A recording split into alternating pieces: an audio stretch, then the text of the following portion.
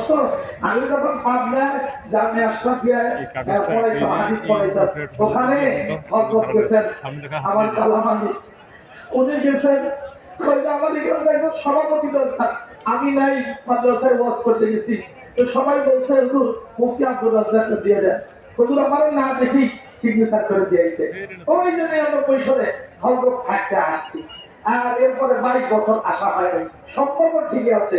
এরা নাইলে আমিরুল মুজাহিদিন আমার দোস্ত, উনি আমার দেওবন্দের সাথী মুফতি ফজলুল করিম ভাই, অনেক আশা হয়। কিন্তু এইরকম করে তো কথা বলার সুযোগ কোথায়? সারা বাংলাদেশে এরকম দিনের প্রচার, ও মানুষ বোঝে যে এইটা ওই জায়গা কথা কয় না, এর মুনাজাতে হলেও কমপক্ষে বুঝে ফেলে, কেন মুনাজাতে করে ফেলে আল্লাহ সারা দুনিয়াতে তুমি ইসলামের হুকুমত কায়েম করে দাও।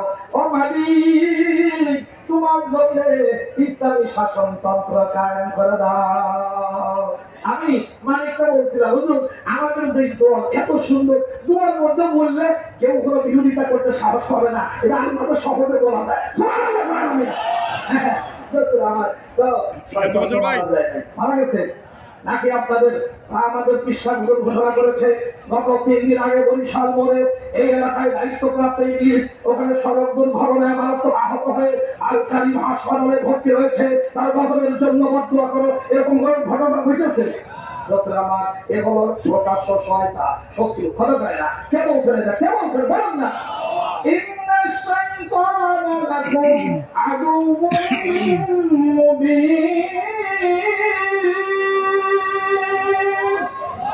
তোমাদের প্রকাশ্য দুশ্মনকে আমার এই শয়তান কখন ধোকা দেওয়া শুরু করছে, যখন কোন বাচ্চা নিষ্পাপ হয়ে মার পেটের থেকে কেবল ভূমিষ্ঠ হয়েছে, সর্বপ্রথম শয়তান দিয়ে খোঁচা দেয়, নাপাক করে।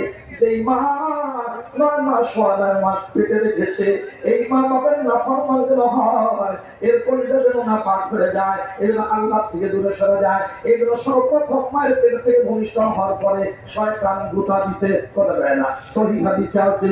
লোকের আমার এই জন্যই তো ডাইনকানে আযান আর বামকানে ইকামত দিতে হয়, শয়তানকে তাড়াতে হয়। যখন আযান হয় ইকামত হয়, শয়তান তখন পাদু করতে করতে দৌড় দেয়, দৌড়ে যায় না। আসলে এই হাদিসে নবীজি বলেছেন, নবীরা বলেছেন চুল পরিমাণ সন্দেহের অবকাশ নেই, কেমন ঠিক না তাহলে ওই যে শুরু করলো। এরপর যখন মানুষ মৃত্যু মুখে পতিত হবে, 4 অবস্থা, সাকারাতুল মাউত, লামারাতুল মাউত, বালাগাতিল তারাকিয়া, বালাগাতিল হুলকুম, 4 অবস্থা। অনেক কষ্ট হবে, মৃত্যুর যন্ত্রণা হবে, সহ্য করা যাবে না। এরপরে লামারাতুল মাউত, অদস্ত ফেরেশতা এসে ঘেরাও করে নিবে, ঘেরাও চারদিকে ঘেরাও করে নিয়ে পাপিষ্ঠকে বলবে আখরিজু আনফুসাকুম, তোমার নফসকে তোমার রূহকে বের করে দাও।